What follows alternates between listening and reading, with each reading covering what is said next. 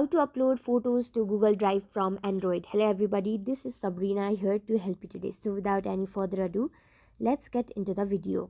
So first, simply open your Google Drive. If you do not already have it installed, you can just install it using Play Store or your App Store for absolutely free. Then tap on this plus icon where it says new on your bottom right. Then tap on upload.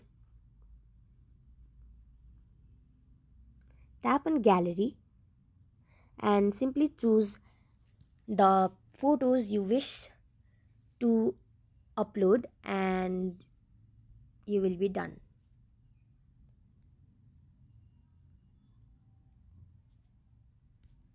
Just like this.